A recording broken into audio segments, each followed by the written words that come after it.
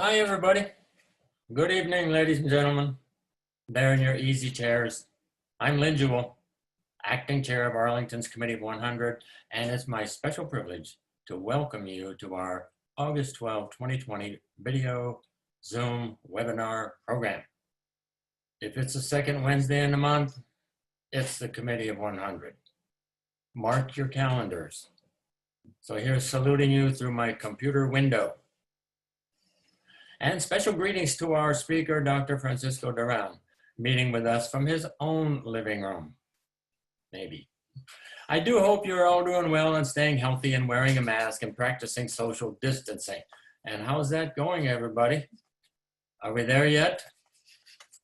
When will this pandemic be over and what will we look like after? As we adapt to these changing times, you can count on the Arlington Committee of 100 since 1954 to engage open and vigorous, nonpartisan and polite discussion of issues involving Arlington community life. If you'd like to join our monthly forums, just Google Arlington Committee of 100. And with that, a little plug for our next meeting, which will be September 9. You know, there is an election coming up, remember? We'll be having a debate, including the Arlington County candidates for the county board seat and the school board. And don't want to miss that. But wait, there's more. For the first time, the Committee 100 will have 2 programs in 1 month. September 23, as you see on your screen, is the 4th Wednesday, and our webinar will feature the Arlington County bond issues that will be on the November ballot. I think there might be like 5 of them. And especially we want to concentrate on the stormwater bond referendum. And October 14, another program connected to the voting, the Virginia Constitutional Amendment on Redistricting. That will be another very interesting program. Okay, some housekeeping. Let me recognize a few of the good people who make these programs work. Our program chairs, Jerry Laporte and Patrick Hope. Wave there to your computer screen, guys. Production assistant behind the scenes by Scott Pedowitz, producer, and Brian Marroquin, director, huddled behind their own computer screens as you are in your own easy chairs to help make this webinar. And thanks to our chair, Hannah Dannenfelser, for all of her efforts on our behalf. And finally, as our custom these days, self-service is the new usual for your favorite adult beverages and hors d'oeuvres. Compliments and a salute to everyone. This marks several months now with no complaints about food or drink. Thank you. Okay, let's proceed, folks, with this evening. Scott will cue up the slides in your screens. The slides describe how to use your Zoom screens for questions, and there they are. As you see, you can submit a question in writing. Many of you are our usual customers, are all ready to do this already. So there's a picture there. You can follow Q&A and ask your question. As usual, ask your question in the form of a question and try to keep it brief so we can get as many in as we want to, as we can. Okay. Good evening, Dr. Francisco Duran. Welcome. Now, as Superintendent of Arlington County Public Schools, you did not have to start out running in June. You had to start sprinting. And here we are just about ready to start school in a new year. And to many of our families, there's lots of things that they need to figure out. So we're so pleased that you're here to help us understand and work through these issues about the school for these COVID times. Dr. Duran, it's all yours, sir. Thank you. Good evening. First, I want to thank you for the invitation to be here this evening, and I understand that this is your last meeting as chair. Is that correct? Yes, good and bad. It's an honor then to be here with you in your last meeting. So look forward to just providing a quick little bit of information and a slide, but really hopefully get to the opportunity to answer as many questions as possible. So whoever is helping me with the slides, if we can go to the next slide, please. So this evening, I just want to provide a little background about who I am. I'm new to the Arlington community, having been here a little over 2 months about, it seems much longer. And so just a little bit about who I am, and then also provide a little bit of some information about our schools and some more recent update on our data. And most importantly, I know a lot of the questions about our upcoming school year. Next slide, please.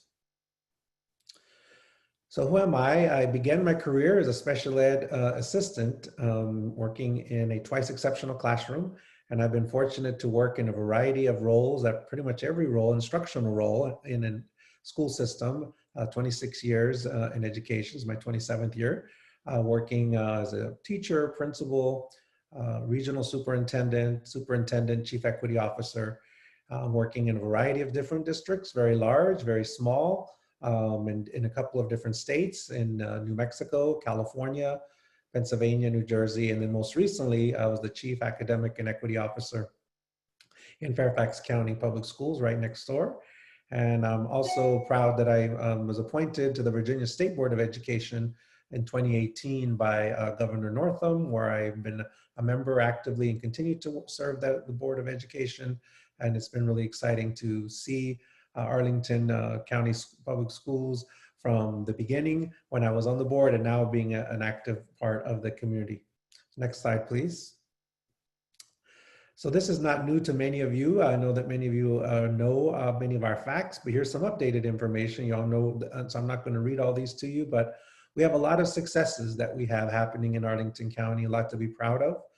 We also have a lot of work that we need to do, because as I share all the time, our success is something that we celebrate, but our success is something that we cannot rest on when we have students, families, and staff members who aren't experiencing that success by and large.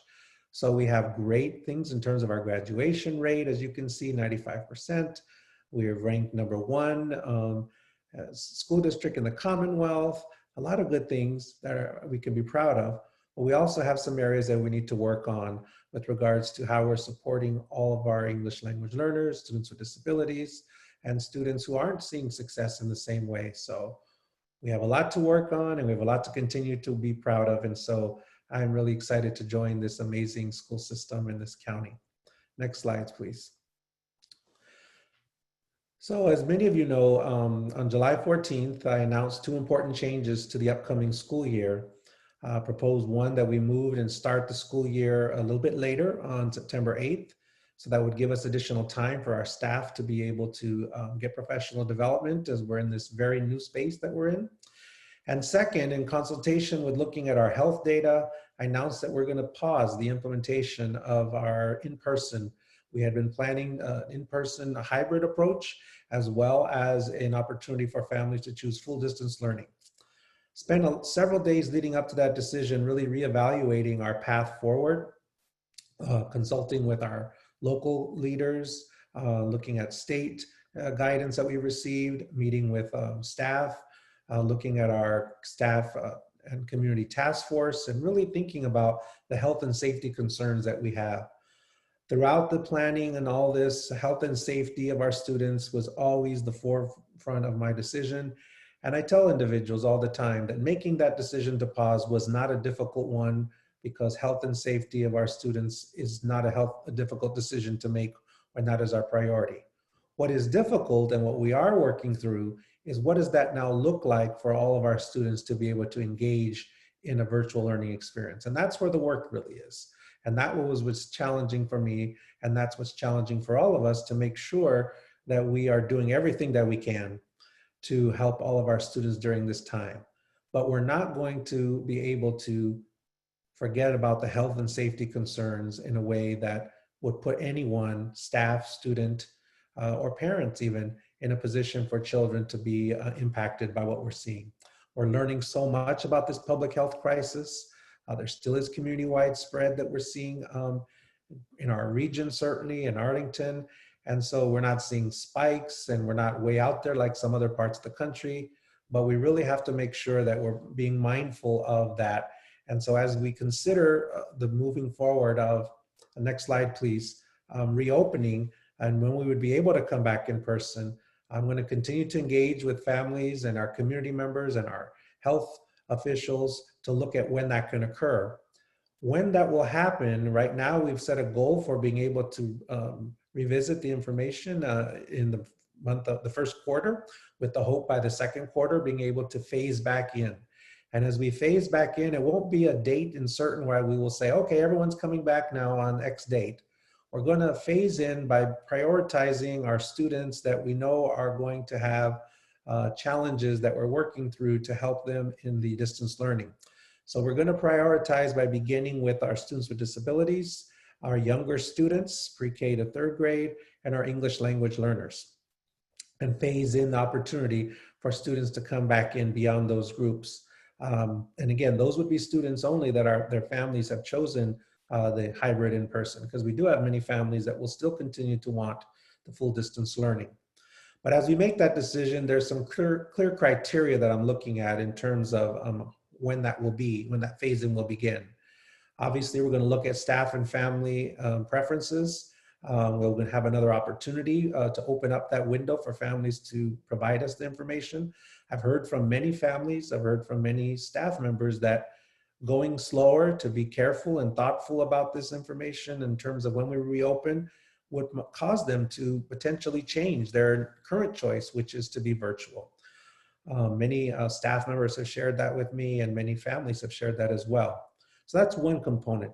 We also have to make sure that we are looking at all those health metrics, the positive case rates, the community spread, hospitalizations, disproportionality of our cases. That we also at the time will need to see what our local, state, and federal guidance is telling us. And then very importantly, we need to make sure that the global supply availability of our protective equipment and custodial supplies is available for us. So it will be something, the variety of criteria we're looking at, there's not one number, not one metric, but it's looking holistically at those things that I've just outlined. Next slide, please. This slide not only reiterates, my commitment to making sure health and safety is important, but also making sure that we're working collaboratively with everyone.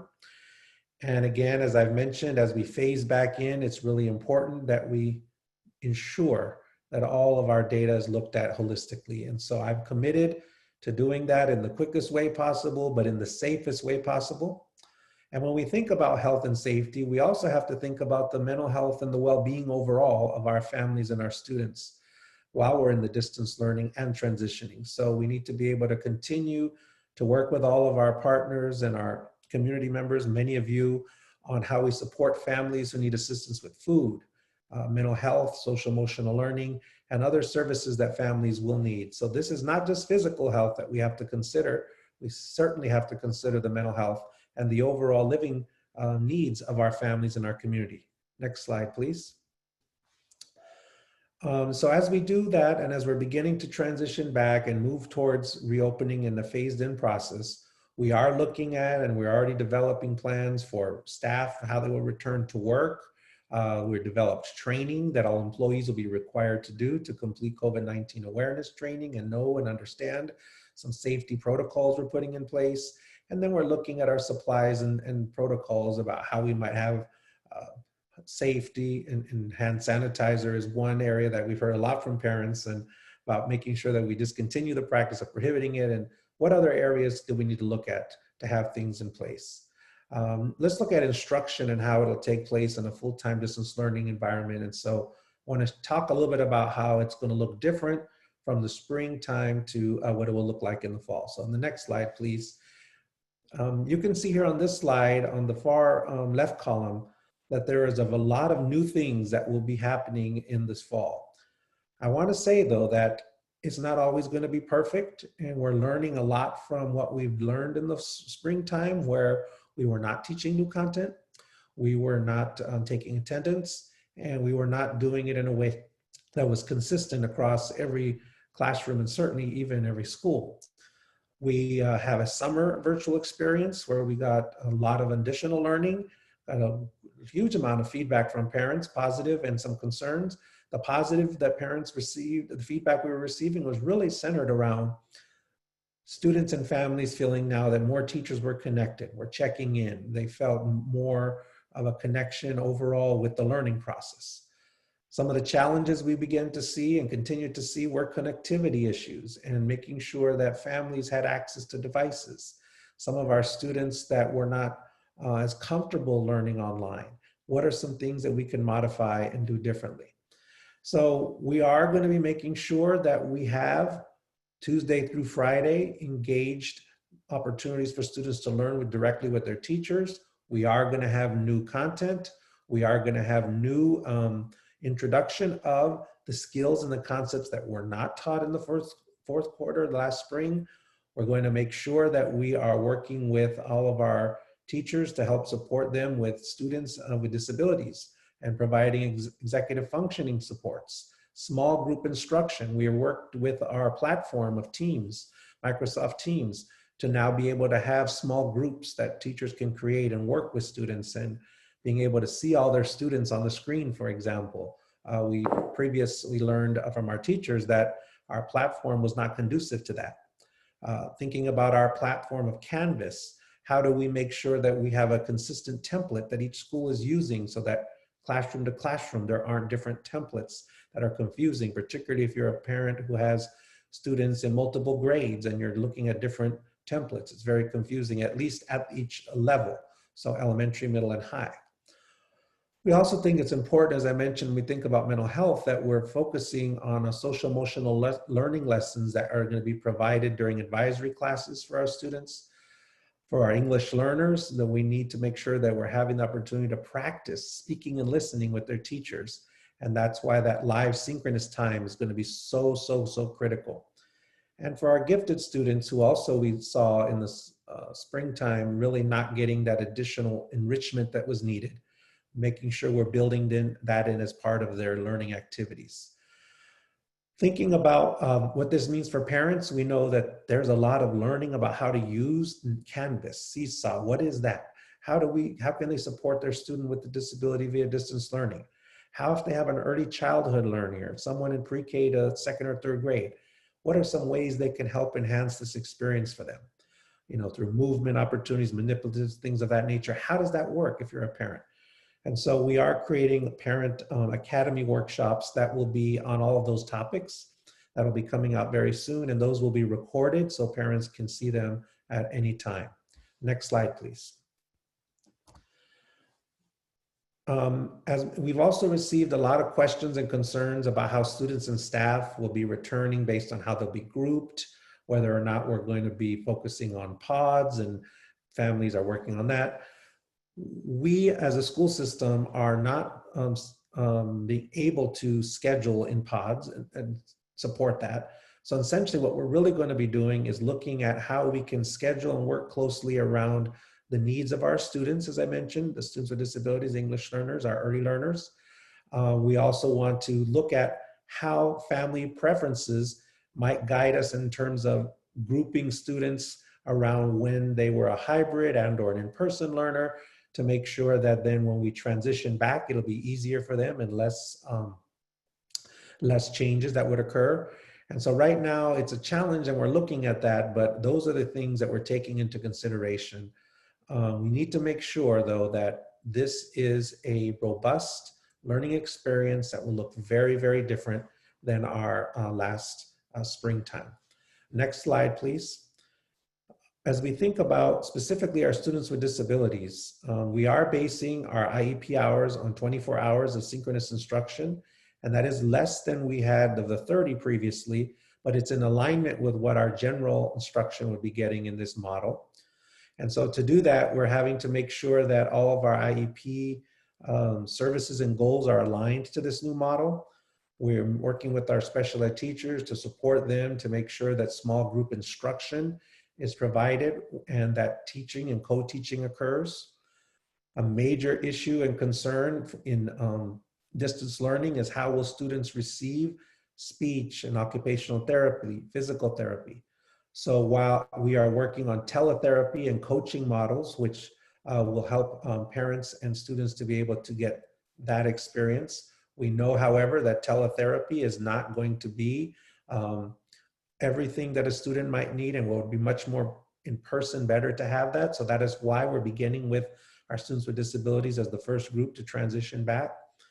We're also thinking about how we build consultative sessions with parents to help provide them with supports, monitoring our students very closely, and building in our instructional assistants to provide support, which we did not have in the springtime in the same way. And Tuesday through Friday is when the instruction will occur, so that on Monday, our special education teachers and our general ed teachers can have the time to plan together and then also follow up with families and students that may need some additional support. Next slide, please. We'll talk a little bit about English learners. And for our English learners, we want to make sure that, again, what they did not experience in the spring was that opportunity to engage in listening and speaking. The reading and writing is all they could get in a pure asynchronous model. So having the synchronous live instruction allows them to practice the listening and speaking piece, which is so critical for our English language learners to be able to grow and get that instructional content that they need at the same time. Because while English learners are acquiring instructional content, they need to master the speaking and listening components, which can only be done by a live connection with someone. So when we think about that, we also want to make sure that we're looking at their individual needs. Our beginning English learner is very different than an advanced English learner. And so we're going to make sure that we're grouping them to pull them out for instruction and getting that daily synchronous learning that's needed for English learners. On the next slide, for our gifted students, we're going to make sure that we're providing them, again, the enrichment and the support that they need in their content areas, and also if they're AP or IB courses. We do have our gifted teachers, resource teachers for the gifted, that are going to continue to provide supports for our students, and they are working out how that will work in terms of plans, and we're providing professional learning for them to collaborate with teachers, the general teachers, on how what that would look like. So as you can see, our full-time distance learning environment, it will be much different. I hope you saw that, and it will be much more robust, while not overlooking our special populations and paying very close attention to things that need to look differently for them than our general ed students. And again, while prioritizing those groups of students as the ones that we would phase in soon first when we come back. Next slide, please. As we think about this, we are making sure also that we have to look at attendance, that we're making sure that we're monitoring that we're having grading in place. And so those are stuff that we will see different as well. We learned from our closure in the springtime and the summer that those are areas that were major concerns for families. One, for the attendance. How did we support families when we weren't taking attendance if we didn't know a student was logged on or not? Now we'll have that daily so schools can find out right away what is happening in that family's situation. Is it a device issue? Is it a Wi-Fi situation? Is it access? What is really going on? So having that will be very helpful. And then also the ability for us to take the information we're learning from our teachers, from our families, to make modifications to our plan. This is a work in progress. There's no playbook. There's no way of how we do this. We're all learning through the pandemic and through this opportunity for us to have to pause. It's something that we will do and that we will be responsive to do. Next slide, please. For our social emotional supports, this is so critical that we make sure we pay attention to the fact that our students and our families and our staff are really experiencing trauma and stress in a very different way than we have in the past. So we have to create the space for connection amongst our adults, amongst our students to our adults, and amongst our families. We have to make sure that we're doing very culturally competent practices, and we're making sure that all of our families are getting that support. And so as I shared in a letter that I sent yesterday to our families, the first week or 2 weeks of school are going to be really focused on building this connection and these relationships and setting up these structures and routines for our students. And so that is our primary goal, to make sure at the beginning we can create that space. Many of our students have not been able to connect with peers, and they are feeling isolated. Many of our staff are feeling isolated. How do we build this together in a way that supports their academic learning, but also their mental health and the needs that are there? Next slide, please. So we're spending a lot of time with our teachers, as I indicated about earlier, in terms of extending the start of the school year to September 8th. So we have a lot of professional learning happening August 24th to September 3rd. I won't go over all that with you. Next slide. A next major part of our learning and what we need to do is making sure that we have access to technology for all of our families. And I'm so excited, in partnership with the county and in partnership with the funding that we receive from the federal government through our CARES Act, we are able to have all pre-K to 12 students with a device at the start of next year. We also are able to provide Wi-Fi access through Comcast internet connectivity, which I'll talk about in a moment. But really making sure that we have this device is important for not only our students, but also for our staff. We have some staff members who didn't have technology access, which limited their ability to be able to support families and to support students. Our administrative assistants, many of our support staff are being able to receive iPads as well through this connection. And as I mentioned earlier, we have made some enhancements to our Microsoft Teams, which is the format that we will be using. And they have been helping us to provide modifications that will help teachers in terms of how do they manage their classroom, how do they create those small groups.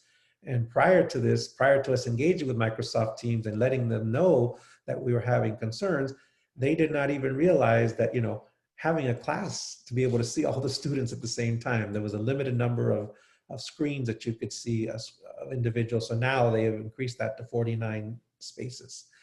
And we also know from many of our employees, they may not have a cell phone that they could call, or obviously they may not want to use their personal number also. So we're creating options now through the Microsoft Teams and an ability for them to be able to make phone calls to families to follow up and see how students are doing and follow up on progress. Next slide is about the Comcast Internet Essentials program. And again, I want to thank the Arlington County government who helped us provide us the funding for this. We have already begun to send out codes to families to get them connected. We're excited about this, but we also have been learning some challenges with this. A couple of challenges we've already learned about families who might be living two families in one home, for example. Comcast considers that one address, so there's only one Internet Essential account that could be provided, even though there might be two homes there, two families in the home. There may be families who have challenges with having paid account prior and weren't able to continue it. And so Comcast has some regulations about how long that they can be supported after that. So we're working through some of those things. For the two families in one home and one address, we're going to be providing them Wi-Fi's to get them some support. So this is exciting for us. We're the first school division in the Commonwealth of Virginia to be engaged in this way. And while we're excited about it, we're also paying attention to how we make sure that the MiFis are still going to be needed and how our schools are supporting our families. Next slide. Food service is a major concern. We were under a waiver from the federal government to be able to provide free meals to families. But starting in the next school year, that waiver ends. And so beginning on September 8th, we're back under the regulations of the school lunch program, the National School Lunch Program, which means two main things. One, families will have to pay for their lunch unless they qualify for free or reduced. So we cannot give it to anyone unless they're qualified. And secondly, they must be an APS student in order for us to provide the lunch. So what we're doing, we're trying to rethink how we can be innovative with food delivery. And so as we think about having to serve students in a virtual setting, we are going to provide more distribution sites at our schools. We currently have 9, we're increasing that greatly, but we're also developing a delivery model where we will utilize our school bus drivers and our attendants to be able to take the food to certain spots in the community that are based upon hotspots where we know that families who qualify for free or reduced lunch live. So we're looking at mapping that out about where that would be. And I'm really excited about this because this is an innovative way to help families that need that support. And we are making the assumption, and we'll learn if it's a wrong assumption, that families who have to pay, that don't qualify, likely won't be coming to those sites, or likely we wouldn't need stops closer to them because it's a short window for lunch, about 45 minutes to an hour for lunch. And so we don't think many families who wouldn't qualify would be taking advantage of this, but we're going to monitor that and see if that's not the case. So we're really focusing all of our planning, all of our delivery and our efforts around the information we know of families who qualify for free and reduced. We also know that many families who currently do not qualify for free and reduced, at least who did not last school year, might now need to qualify given COVID-19 and the pandemic, and their financial situation may have changed. So we're going to be working on how we outreach to make sure those families can sign up and complete the right forms for that. It was a long presentation, so the last slide is simply our timeline of some of the upcoming meetings that we have, I provide information publicly at all of our school board meetings through a monitor report, and I do send our families and our students and our staff weekly emails with updates on the information. So a couple more meetings coming up, and then we will start school year on September 8th. So thank you, Chair Jewell. I will turn it back to you for questions. And I hope I didn't take too long in the presentation, but I wanted to make sure I did have a little bit of time to give some information on the work we've been doing. Thank you. Oh, thank you. You really covered a lot, sir. And I'm so pleased to learn a lot of the things that I feel that being a retired teacher, I know a lot already, but I learned a lot from your talking here. But let me start with a question. A question from Randy, who says, Excuse me. what might be some of the local benchmarks that would be met for things to change, the schools opening, and the ordinary way we have all come through in learning? The signals that would tell you it's time to do that. The signals about coming back in? A benchmark that we go back to something different than virtual learning. Well, as I outlined in the presentation, there are those criteria. So we want to look at our community spread. We want to look at decrease in the positive cases. We want to make sure that we have the capacity to do that in terms of the materials we'll need for our mitigation strategies, are the sufficient number of PPE that we'll need and the cleaning supplies. And so those are the key measures to look at. And then we also need to look at students and staff that are requesting to come in person and make sure we have the capacity to do that safely. Okay, thank you. Jenny asks about, and this is an interesting question, what are some of the ways that families, she used the word privilege, but what would be some ways that families could help out at this difficult time? Well, a couple of ways of certainly we want to help families that are able, we have some drives that we'll be working on, some partner with your PTAs, I would say. Our PTAs are going to be looking at ways to help support some supplies. I didn't mention that we are going to be putting together kits to provide to our students for instructional materials that'll be needed. And then we'll also be providing some kits for, two kits. One is for instructional materials that all students will need. For example, if you're a younger learner, kindergarten, first grade, there are certain manipulatives you might need. So we'll be providing those in a kit. And then for our families who are free or reduced that may need additional school supplies, we are putting together some of that, but we will need more of that. So that would be one way that I think, join with the local PTAs, and they're going to be helping with some of that. Obviously, I think a critical thing that I will say to everyone in general is, let's all wear our masks, let's all social distance so that we can get those cases down and so that we can have that community spread be tightened up. That's an obvious one, but I say it like a broken record on purpose because that is a major piece. And then also, again, partnering with your local school to see what are some of the things that schools are doing and supporting local schools in that.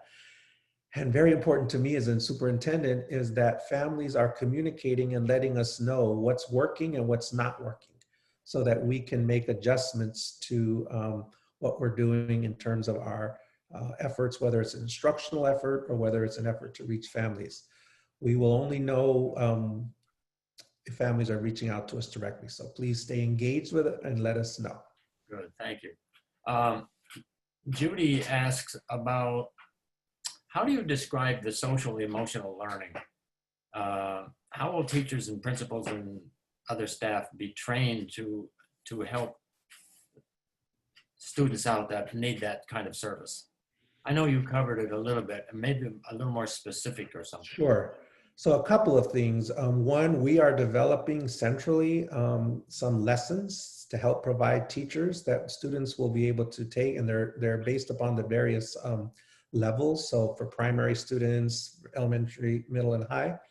And those lessons will be available to during advisory times to have morning messages and morning meetings to help teachers with different things, how to cope with stress, how to deal with anxiety. And it'll vary as it gets a different level. So if you're a high school student, it might be more of a conversation with them. For elementary students, it might be more of a check-in.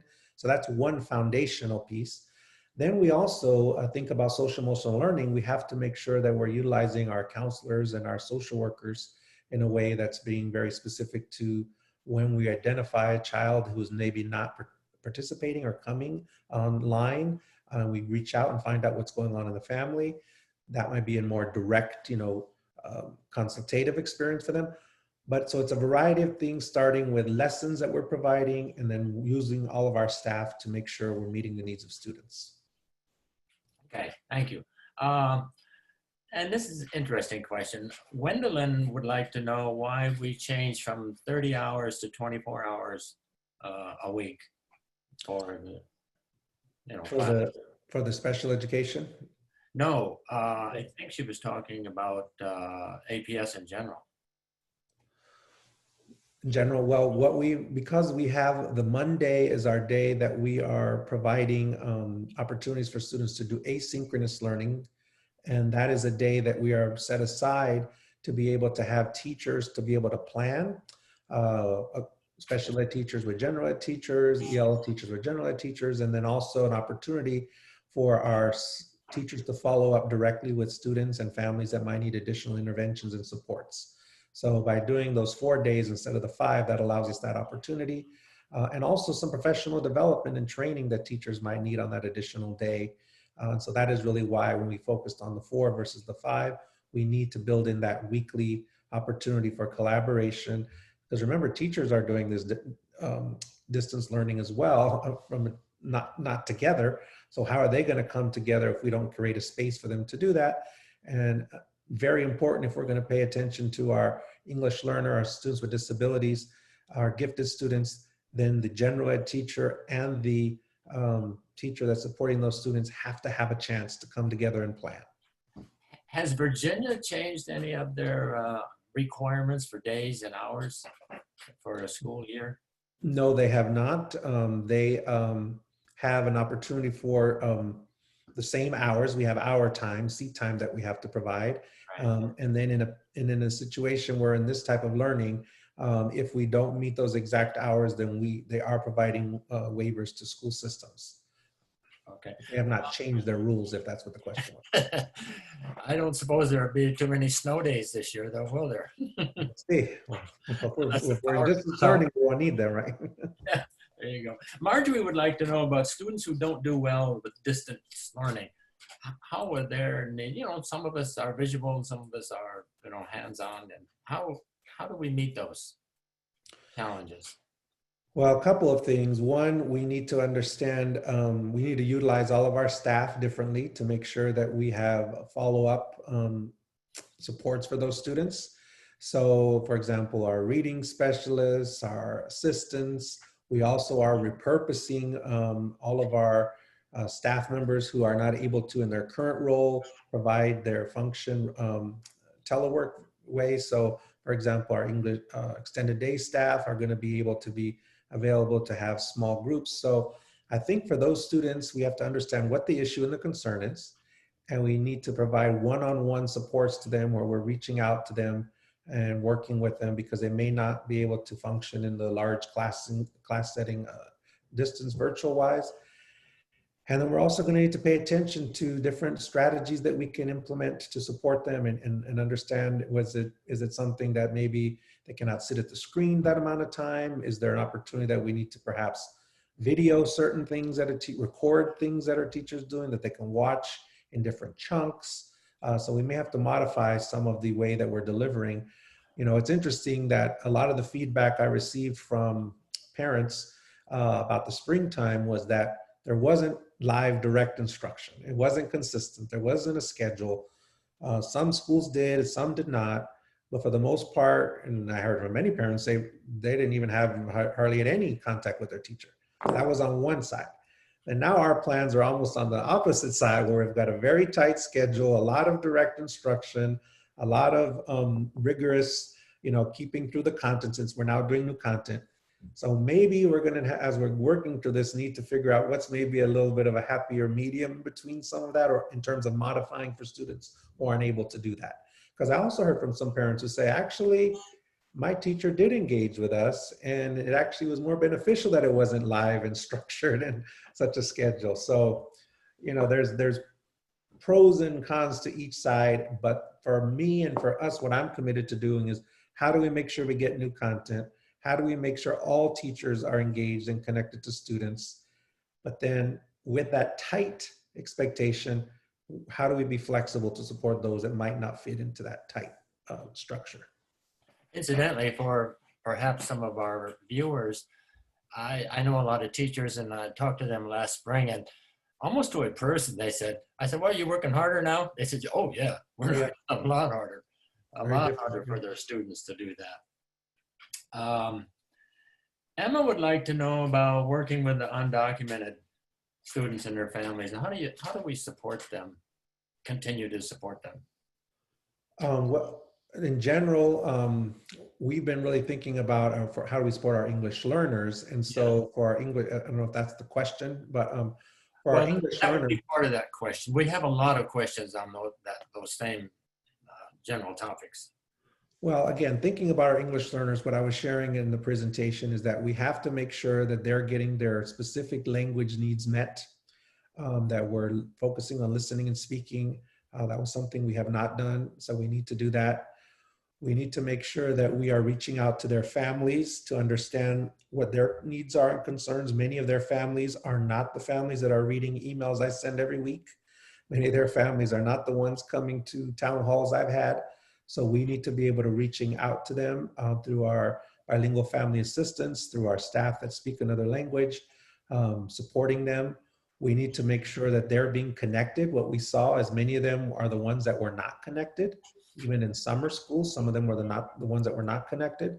And so was it that they didn't have a device? We found in some cases that they had a device, they just weren't sure how to connect it. And many of them were afraid to reach out or didn't know where. It was either one of the two. Were afraid or did not know where. So we have to reach out to them. It's not about just expecting them to read information that we're sending out each week, or even principals sending out through other formats. And so connectivity, connections, and then making sure that we're working with them on how we are meeting their needs, whether it's food needs, housing needs. Many of our students, families who are undocumented have food and health and family needs that are above and beyond. And so how are we connecting them with our social worker? I heard of one school recently that's been connecting two families to help them with some of their rent, and got some funding to help support their rent where they're about to be evicted. And one of them happened to be undocumented family. So again, they're not going to reach out to us necessarily to say that. It's those relationships we have to build and be able to work with them to let them know what we can do to support them. You mentioned a little bit in passing about the Fairfax PODS system, but I think you said that Arlington would not be supporting it like they Well, I don't, to be honest, even though I worked in Fairfax, I don't know what their system is per se. So I can't say what Fairfax did or didn't do. What I was referring No, to, I'm not talking, yeah, just what I was referring in general was whether we were supporting pods by scheduling students that were in pods. So in other words, creating our master schedule, putting them in classes that were the same as other students. And we are not able to do that. We're basing our schedule, as I said, primarily on the academic needs of students. And so if there are, as I mentioned, English learners, students with disabilities, if they're a student who might need different support, and they're an early learner, those types of things, we were not able to accommodate that. And so APS has not said that we're against pods, we're just not able to support them in that way. I think that's truly a parent choice. And if that's something parents are able to do, then that's their choice. We are not having a formal statement or anything or position on it. We're just not able to support them at the same time. okay. Sir, we've had a lot of questions on start times.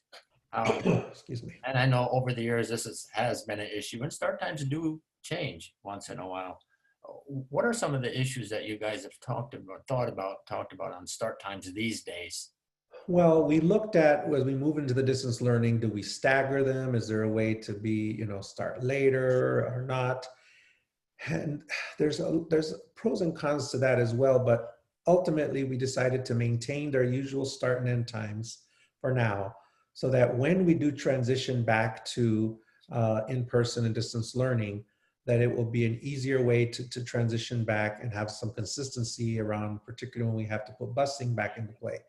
Some people have said, well, right now you don't have to bus students, so you can make up the start times as much as you like, which is true.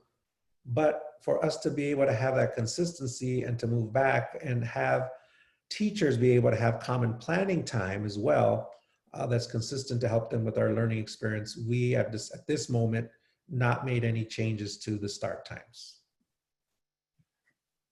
Okay, thank you.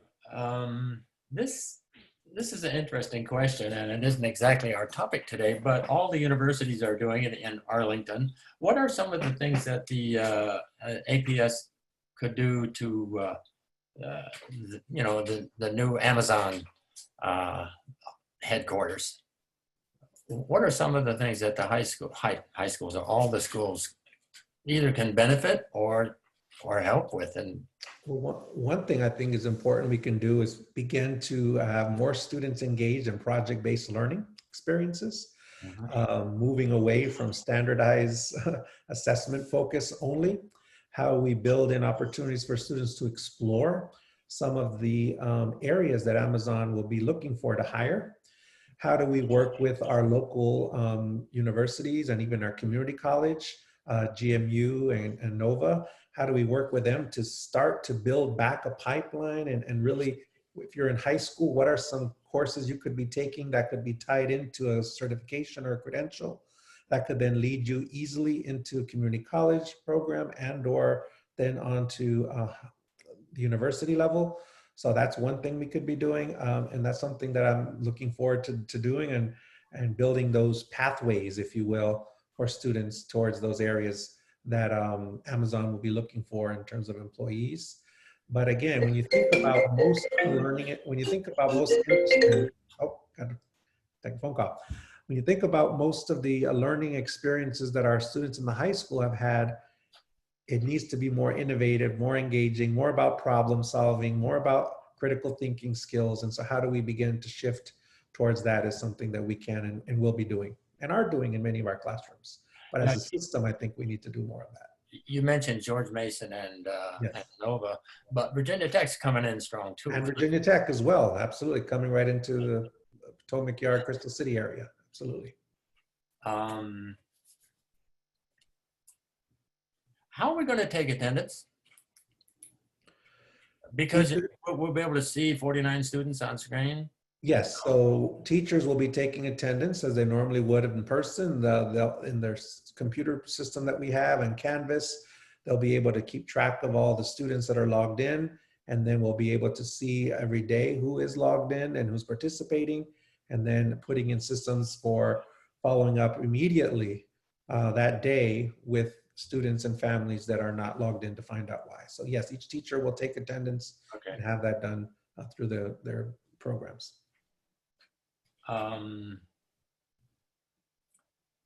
Someone asked about, don't remember right now, the outdoor lab.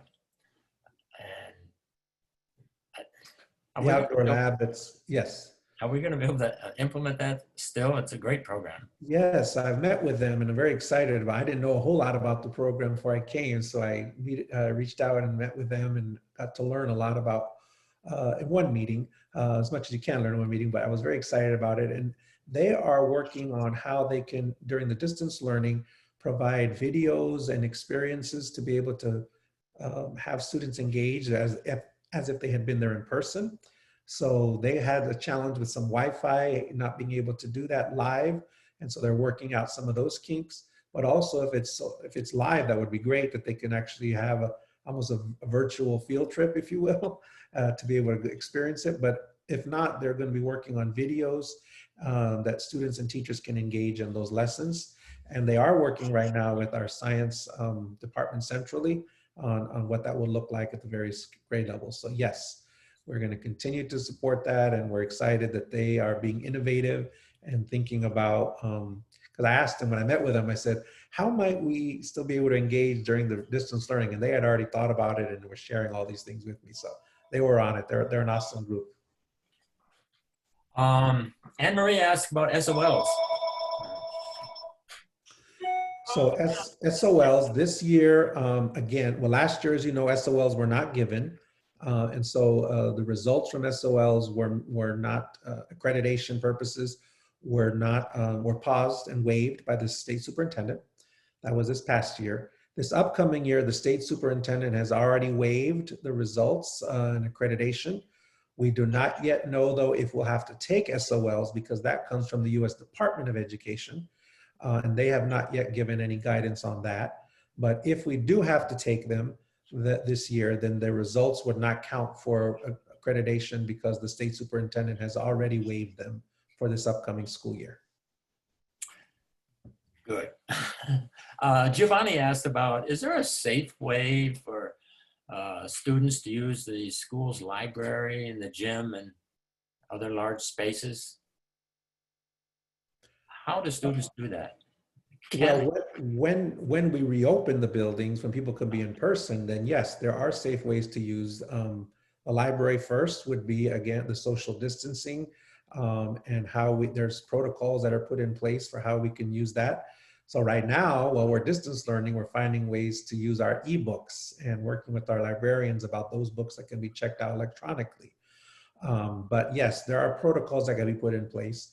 The gym is a little different. As you know, in physical activity, there are actual gyms for adults that are currently doing physical distancing right now.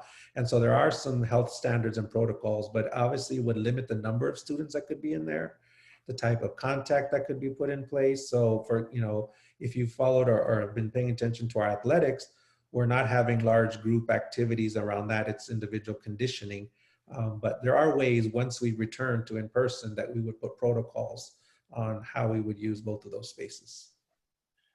I know you covered reading specialists in your talk, but Hazeline would like a little more flesh put on that. How would the children be offered these services that need reading help? So reading specialists would be following their previously there was a system for how they would in the hours that they receive support. That will be the same. So they're going to be scheduled in for the students that qualify to get that support and those services for teachers that benefit from them supporting them. So that will not look differently. They've been working on a plan for that in terms of the type of services, and they'll be commensurate with the support that they received in the previous years. All right, here's one.